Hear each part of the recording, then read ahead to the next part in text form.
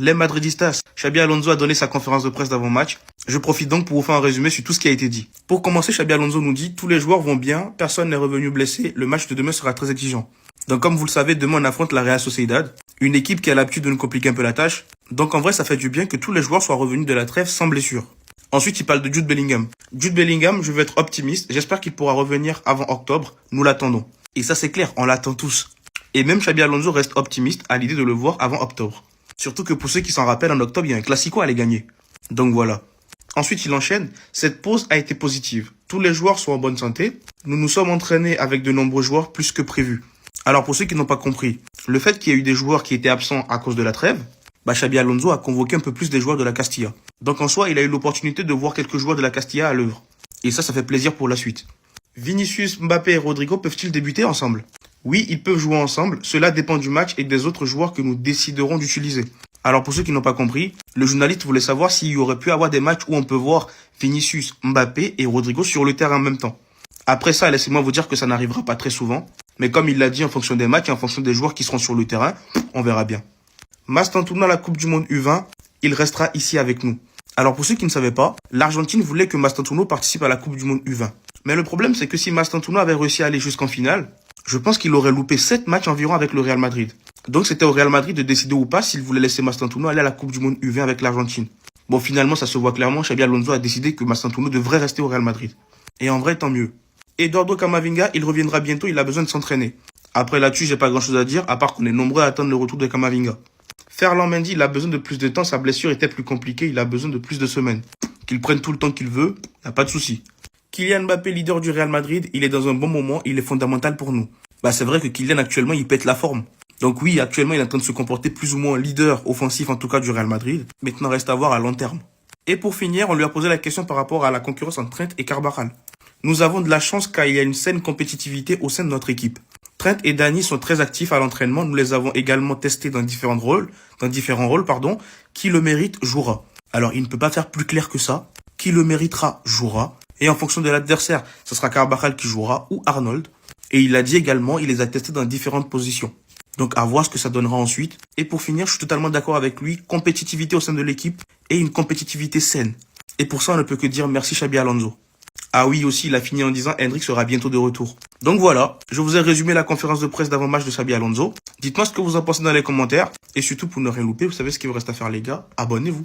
Vinicius, Rodrigo et Mbappé titulaires ensemble, bien sûr qu'ils le peuvent. Ils l'ont fait à maintes reprises, c'est une chose à laquelle j'ai toujours pensé. La conférence de presse de Xabi Alonso vient de se finir à l'instant, je vous résume tout ça très rapidement. Et les Madridistas, n'hésitez pas à vous abonner si vous voulez louper aucune actu. Tous les joueurs sont de retour et en bonne santé, personne n'est blessé. Jude Bellingham est de retour et il est peut-être déjà disponible pour les matchs d'octobre. Nous travaillons très dur pour nous améliorer en équipe chaque jour. Nous nous sentons mieux. Concernant les problèmes de VAR sur les précédents matchs, je n'y suis pas opposé. Parfois ça peut aider, mais pour l'instant, le système n'est pas parfait. Camavinga est dans une situation similaire à Bellingham. Il s'entraîne avec le groupe. Mastantuono va-t-il participer à la Coupe du Monde des moins de 20 ans en sachant que s'il va jusqu'en finale, il pourrait louper jusqu'à 7 matchs. Si ça ne tient qu'à nous, il restera à Madrid. Si tout le monde est pleinement engagé et que nous sommes en bonne santé, alors je suis sûr que nous vivrons une expérience positive. Kylian Mbappé est un joueur incroyable et un leader dans le vestiaire. Il n'y a pas que lui, beaucoup de joueurs ont une attitude très positive dans le vestiaire. C'est un élément clé. Xabi Alonso a évoqué son système à 3 défenseurs. La Coupe du Monde des clubs était différente. Pour l'instant, je n'ai pas besoin d'utiliser ce système, mais on pourra le faire à l'avenir. Ce qui pourrait être un bon point pour le Real Madrid, ne pas être prévisible, savoir changer de système quand ça ne va pas ou quand il faut changer. Chaque match est important, chaque point est important et peut s'avérer décisif à la fin. Nous devons considérer chaque match comme une finale. Concernant la concurrence entre Carvajal et Trent, c'est formidable d'avoir une compétition aussi saine. C'est une bonne chose pour l'équipe et les joueurs. Cela vous poussera toujours à faire de votre mieux et à rester motivé.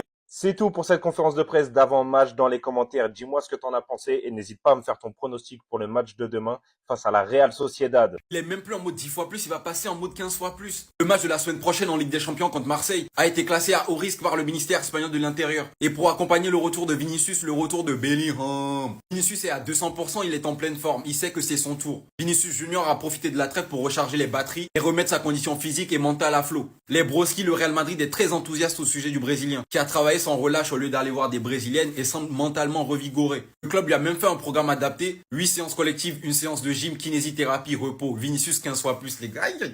Pourquoi les Marseillais, à chaque fois qu'ils sont là, il y a du danger, wesh. Les milliers de supporters olympiens seront entourés d'un dispositif de sécurité renforcé. Les contrôles accrus pour prévenir le risque sont déjà à prévoir. Bref, ça c'est même pas notre problème, ça on s'en fout. En plus du retour de Vinicius, maintenant sur son côté, il a Carreras. Des débordements, des combinaisons, le football total. Au milieu de terrain, il aura Belligol bientôt. Bientôt le retour du joueur qui méritait probablement autant le ballon d'or que Vinicius. Et les gars, vous inquiétez pas qu'il a bien rechargé les batteries. À ce qui paraît, il a utilisé des vraies techniques pour réparer son épaule.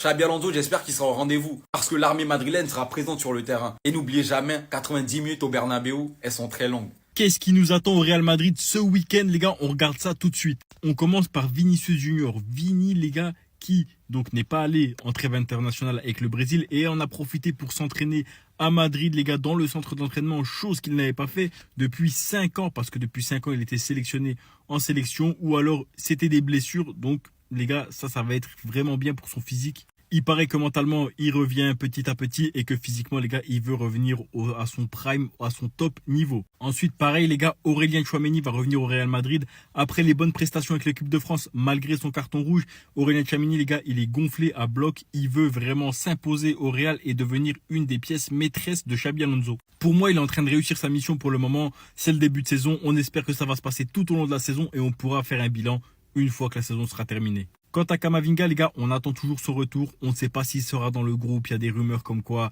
il ne serait pas encore à 100%.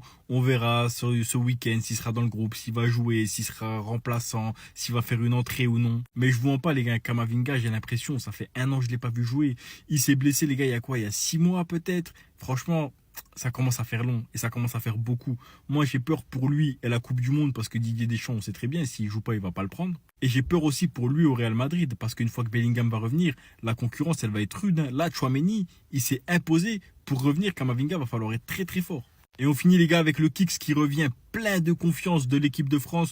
Il a donné des interviews, il s'est exprimé, il a montré que l'équipe de France, il est capitaine. Là, il revient au top. Moi, je veux voir l'association Mbappé-Vinicius, les deux au top, que les deux fassent un grand match dans le même match. Bon, mes Madrilènes, laisse-moi vous présenter ma composition probable pour le match de ce week-end face à la Real Sociedad. Un déplacement très compliqué. Je vais détailler joueur par joueur. Donc, on commence dans les buts. Courtois, ça bouge pas, rien à dire. Militant en 10, charnière centrale, rien à dire aussi. Ensuite, Carreras à gauche, les amis. J'ai dit qu'il faut le faire souffler, mais bon, vu que ça fait 2 semaines, entre guillemets, qu'il n'a pas joué, donc voilà, il a rechargé la batterie. On peut le faire jouer ce match-là. Je pense que dans quelques matchs, il faut le faire souffler parce qu'il commence à jouer beaucoup. Pourquoi j'ai opté pour Carvajal à droite, les amis? C'est simple. Real Sociedad, ils attaquent beaucoup. Ils vont attaquer énormément. Donc, c'est pour ça que j'ai opté pour assurer la défense, mettre Carvajal. Mais dans ce match-là, vous savez très bien qu'il y aura beaucoup d'espace. Donc, si on met Arnold, ses qualités dépassent pour casser les lignes, franchement, ça va nous faire du bien. Donc, on verra. Ensuite, on met le terrain. Valverde, Tchouaméni, certes, les deux, j'aime pas les deux ensemble, les amis. Je vais pas vous mentir, j'aime pas les deux ensemble. Pour moi, c'est les mêmes profils, identiques, entre guillemets. Ils se marchent dessus. Mais bon, ce match-là, on va faire avec. Donc, on attend Tchouaméni. Les passes qu'il a fait avec l'équipe de France pour Mbappé, on attend la même chose. Après, pourquoi j'ai mis Arda à ce poste-là, les amis? Moi, pour moi, Arda, il doit jouer plus haut sur le terrain, les amis. Non, devant la défense, c'est bien aussi. Mais j'ai envie de le voir plus haut sur le terrain. C'est pour ça que je l'ai mis juste derrière Mbappé. Donc, Mbappé, demain, c'est minimum 2 buts.